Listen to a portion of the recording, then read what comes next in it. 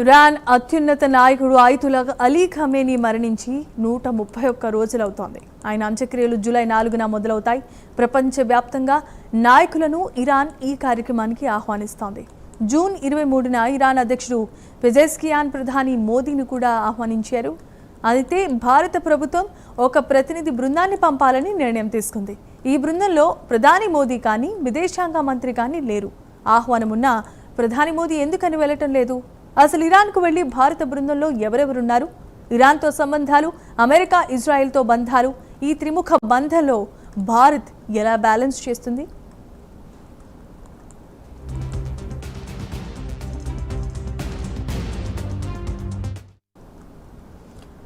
ముందుగా ఇరాన్కు ఎవరు వెళ్తున్నారో ఇప్పుడు మనం చూద్దాం.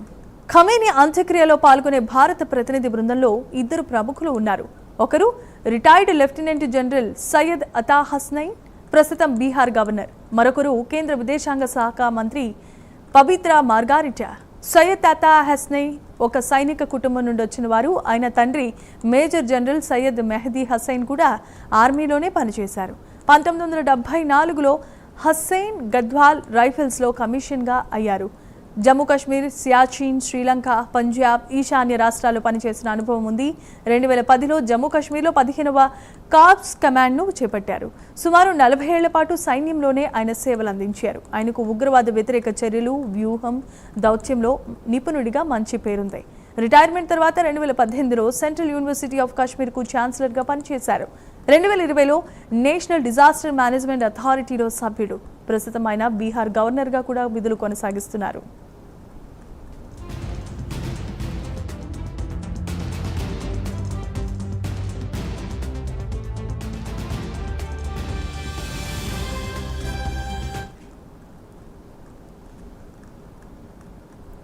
ఇరాన్కు వెళ్లే బృందంలో సయ్యద్ అతా హస్నైన్ ఎందుకు ఎంచుకున్నారు? దీనికి బలమైన కారణాలు ఏమన్నా ఉన్నాయా? ఇరాన్ షియా మెజారిటీ ఇస్లామిక్ దేశం కాబట్టి ఆయతుల్లా ఖమేనీ షియాల అత్యున్నత మత రాజకీయ నాయకుడు. సయ్యద్ అతా హస్నైని కూడా షియా ముస్లిమే.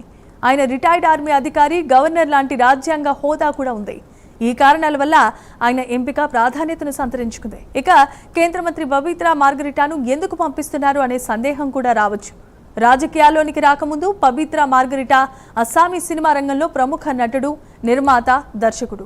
2014లో బీజేపీలో చేరిన ఆయన అస్సాం బీజేపీలో సంస్థాగత స్థాయిలో పనిచేశారు. 2022లో రాజ్యసభ ఎంపీ అయ్యారు.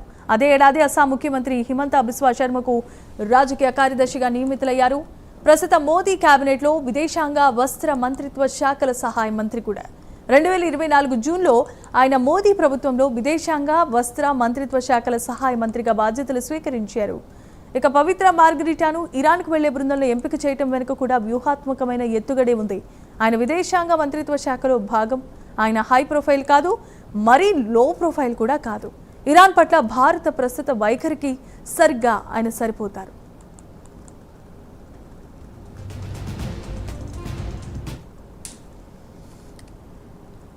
ఇక ప్రధాని మోదీ ఇరాన్కు ఎందుకు వెళ్లటం లేదు అంటే ప్రధాని షెడ్యూల్ ముందుగానే ఖరారైపోయింది.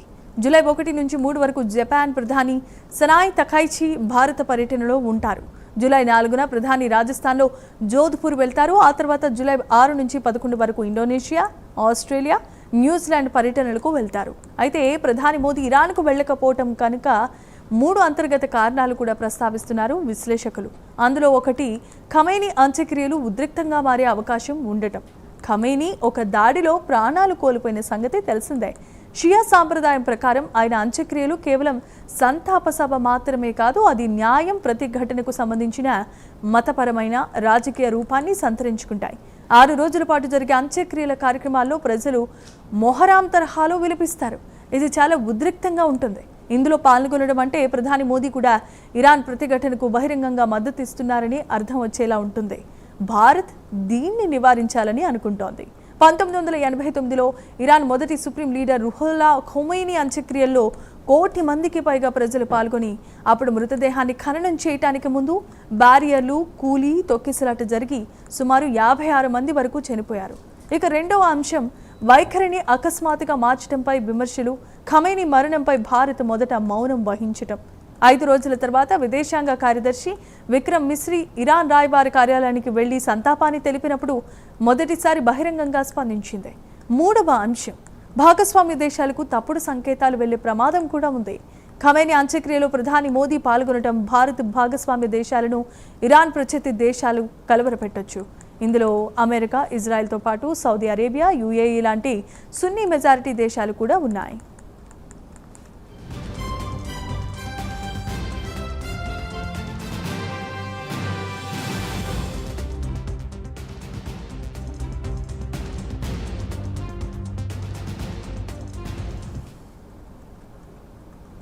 ఇరాన్కు సన్నిహితమే అయితే అమెరికా నుంచి ముప్పు తప్పదు.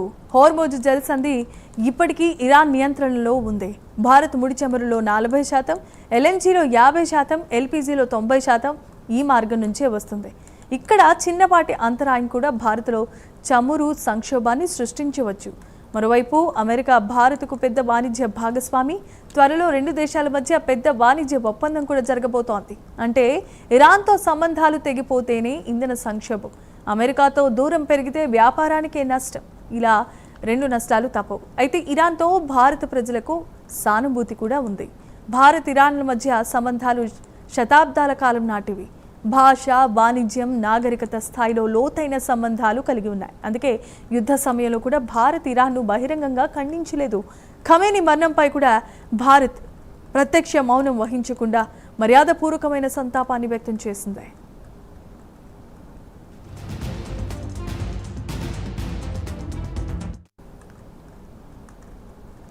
భారత్కు ఇజ్రాయెల్ పెద్ద డిఫెన్స్ భాగస్వామి. అలాగే గల్ఫ్ దేశాల్లో భారతీయులు 1 కోటి మంది వరకు ఉన్నారు. ఇజ్రాయెల్ భారత్కు నమ్మకమైన రక్షణ భాగస్వామి. ప్రతి కష్టకాలంలోనూ బహిరంగంగా భారత్కు అండగా నిలిచింది. అదే సమయంలో గల్ఫ్ దేశాల్లో నివసిస్తున్న 1 కోటి మందికి పైగా భారతీయుల భద్రత కూడా అంతే ముఖ్యం. యుద్ధ సమయంలో భారత్ ఇజ్రాయెల్ లేదా అమెరికాను విమర్శించలేదు, కానీ గల్ఫ్ దేశాలపై జరిగిన దాడులు మాత్రం ఖండించింది.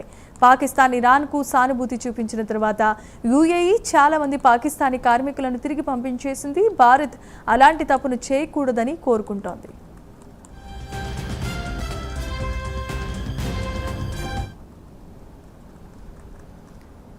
1989లో Iran supreme leader Ali Khamenei మరణించినప్పుడు ఆయన అంత్యక్రియలకు భారత విదేశాంగ మంత్రి పివి నరసింహారావు వెళ్లారు. 2024 ఇరాన్ అధ్యక్షుడు ఇబ్రహీం రైసీ హెలికాప్టర్ ప్రమాదంలో మరణించినప్పుడు భారత ఉపరాష్ట్రపతి జగదీప్ ధనకడ్ అంత్యక్రియలో పాల్గొన్నారు. ఇప్పుడు ఇరాన్ భారత్ను ఖమేనీ అంత్యక్రియలకు ఆహ్వానించడం ఒక తెలివైన దౌత్యపరమైన చర్య. ఏ దేశం తమతో నిలబడింది అని ఆతిథ్య దేశం పరిశీలిస్తోంది. ఇక ఇరాన్కు వెళ్లబోతున్న ప్రతినిధి బృందాన్ని చూస్తే ప్రధాని మోదీ మొగ్గు ఇప్పటికీ అమెరికా, ఇజ్రాయెల్ వైపే ఉందని ఇట్టే అర్థమవుతోందని, ఉన్నత స్థాయి ప్రతినిధులను పంపించకపోవటం ద్వారా అమెరికా, ఇజ్రాయెల్ను కోపగించకుండా ప్రయత్నిస్తోంది ఈ భారత్. అయితే ఇంధనం, చాబహార్ పోర్టు ప్రాజెక్టు కోసం భారత్కు ఇరాన్ అవసరం. చమురు కొనుగోలు చేయడానికి భారత్ ఇతర దేశాలు కూడా ఉన్నాయి, కానీ అమెరికా భారత్కు 2వ అతిపెద్ద వాణిజ్య భాగస్వామి. దానికి మనకు ప్రత్యామ్నాయం లేదు. దీన్ని ట్రేడ్ ఆఫ్ అంటారు.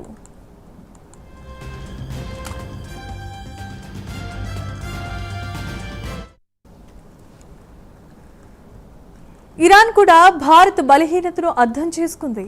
భారత్కు అమెరికా, ఇజ్రాయెల్తో మంచి సంబంధాలే ఉన్నాయని ఇరాన్కు బాగా తెలుసు. కానీ ఇరాన్పై దాడి జరగకూడదని భారత్ కూడా కోరుకుంటోంది.